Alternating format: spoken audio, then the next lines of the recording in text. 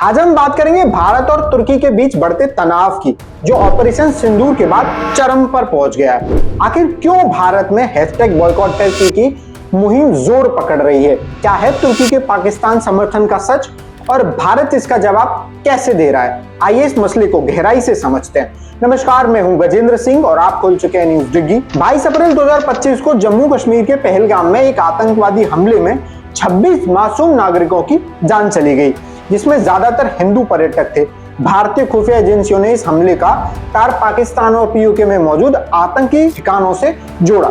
इसके जवाब में भारत ने ऑपरेशन सिंदूर शुरू किया, जिसमें पाकिस्तान और पीओके के 9 आतंकी ठिकानों को, जैसे बहावलपुर, मुरीद के कोटली और मुजफ्फराबाद पर सटीक हवाई हमले किए गए। लेकिन इस ऑपरेशन के दौरान एक चौंकाने वाला खुलासा हुआ। ऑपरेशन सिंदूर के दौरान भारतीय सेना ने अमृतसर, जम्मू और अन्य सीमावर्ती इलाकों में कई ड्रोन्स को मार गिराया। जांच में पता चला कि ये ड्रोन तुर्की में बने थे, जैसे असिस गार्ड, सोंगर और बायरेक्टर TB2। इसके मलबे में तुर्की की इलेक्ट्रॉनिक चिप्स और इमेजिंग सिस्टम मिले। इतना ही नहीं, खुफिया सूत्रों ने पुष्टि की कि तुर्की ने पाकिस्तान को 350 से ज्यादा ड्रोन दिए थे, जिसका इस्तेमाल भारत के खिलाफ हमलों में किया गया। हैरानी की बात यह है कि ऑपरेशन के दौरान 2 तुर्की सैन्य सलाहकार भी मारे गए थे, जो पाकिस्तान में ड्रोन ऑपरेशंस में मदद कर रहे थे। तुर्की के राष्ट्रपति रेचेप तैयब एर्दोगन ने खुलकर पाकिस्तान का समर्थन किया है। उन्होंने ऑपरेशन सिंदूर को पाकिस्तान की संप्रभुता पर हमला करार दिया और पहलगाम हमले की अंतर्राष्ट्रीय जांच की मांग का समर्थन किया। एर्दोगन ने पाकिस्तानी प्रधानमंत्री शहबाज शरीफ से बातचीत में कहा, हम अपने भाई देश पाकिस्तान के साथ खड़े हैं, चाहे कोई भी आर्थिक नुकसान हो। Between Pakistan and India, the tension that broke out ended with ceasefire, and I wish to express our pleasure for this.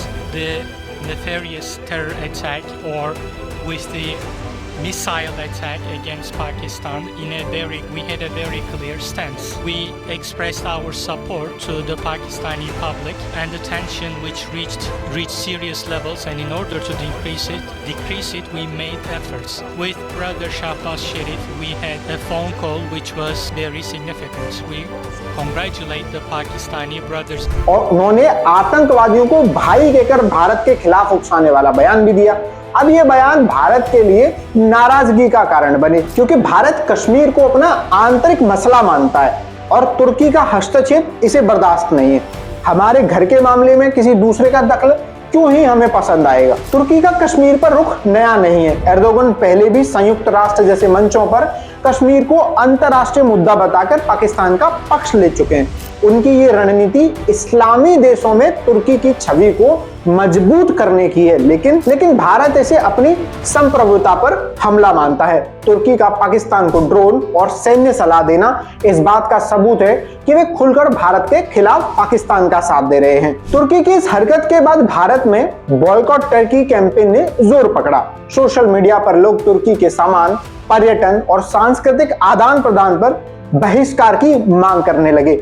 Madhya Pradesh के ग्वालियर में व्यापारियों ने तुर्की और उसके सहयोगी अजरबैजान के सामान का व्यापार बंद करने का ऐलान किया। ई-कॉमर्स प्लेटफॉर्म्स जैसे फ्लिपकार्ट और ट्रेंडियोल ने तुर्की के ब्रांड्स की दृश्यता कम कर दी। ट्रैवल कंपनियां जैसे मेक माई ट्रिप और एक्सिगो ने तुर्की की बुकिंग्स रोक दी। यहाँ तक कि IIT बॉम्बे ने तुर्की की यूनिवर्सिटियों के साथ सारे समझौते रद्द कर दिए। खुलकर भारत के लोग तुर्की का विरोध करने लगे। जैसे चाइना पाकिस्तान के समर्थन में खुलकर खड़ा था, वैसे ही तुर्की भी एक तरीके से पाकिस्तान के समर्थन में खुलकर खड़ा था। तो जैसे हम विरोध चाइना का करते हैं, चाइना के सामान का बहिष्कार करते हैं, वही रुख तुर्की के खिलाफ भी अपनाया। तुर्की के सामान का बहिष्कार किया गया, टूरिज्म को रोक दिया गया, लोगों ने अपनी टिकट कैंसिल कर दी। इस बहिष्कार का तुर्की की अर्थव्यवस्था पर बड़ा असर पड़ा है। 2025 में भारतीय पर्यटकों की बुकिंग्स 60% कम हुई और कैंसिलेशन 250% बढ़ गया। तुर्की को पर्यटन से करीब $90 मिलियन का नुकसान हो सकता है, खासकर डेस्टिनेशन वेडिंग से। भारत तुर्की व्यापार जो सालाना 8 से 10 बिलियन डॉलर का है, उसमें भी कमी देखी गई है, खासकर तुर्की के सेब और टेक्सटाइल जैसे उत्पादों पर। लेकिन सवाल यह है कि क्या सिर्फ टिकट कैंसिल करना काफी है? इससे तुर्की को सबक मिलेगा? क्या तुर्की को वो पाठ पढ़ाया जा सकता है टिकट कैंसिल करके जो हमें पढ़ाना चाहिए, जो उसको समझ आए कि पाकिस्तान का समर्थन कितना भारी पड़ सकता है? विशेषज्ञों का मानना है कि तुर्की पर दबाव बढ़ाने के लिए भारत को और सख्त कदम उठाने होंगे। भारत ने 70 देशों के डिफेंस अटैचों को ऑपरेशन सिंदूर की सफलता और तुर्की पाकिस्तान गठजोड़ का सबूत दिखाया। भारतीय सेना ने ड्रोन मलबे की तस्वीरें और फोरेंसिक रिपोर्ट्स जारी की जो तुर्की की ड्रोन सप्लाई को साबित करती हैं। उपराष्ट्रपति जगदीप धनखड़ ने कहा कि पाकिस्तानी सैन्य अधिकारियों द्वारा ले जाए गए आतंकियों के ताबूत आतंकवाद में पाकिस्तान की संलिप्तता का सबूत है। भारत अब 59 सदस्यों का डेलीगेशन, जिसमें 51 नेता और 8 राजदूत शामिल हैं, संयुक्त राष्ट्र सुरक्षा परिषद के देशों में भेज रहा है। इसका मकसद पाकिस्तान के आतंकवाद और तुर्की की भूमिका को दुनिया के सामने उजागर करना है। अमेरिका, ब्रिटेन, सऊदी अरब, यूएई, रूस और इजराइल जैसे देशों ने भारत के आतंकवाद विरोधी रुख का समर्थन किया है, जबकि तुर्की को सिर्फ पाकिस्तान और अजरबैजान का साथ मिला है। तुर्की के राष्ट्रपति एर्दोगन ने कहा कि आर्थिक नुकसान उन्हें पाकिस्तान का समर्थन करने से नहीं रुकेगा। ऐसे में भारत के सामने चुनौती है कि वो तुर्की पर और दबाव कैसे बनाए। कूटनीतिक स्तर पर तुर्की के हथियार निर्यात पर प्रतिबंध की मांग की, साइबर सिक्योरिटी को मजबूत करना होगा और तुर्की के सामान पर आर्थिक प्रतिबंध जैसे कदम उठाने होंगे।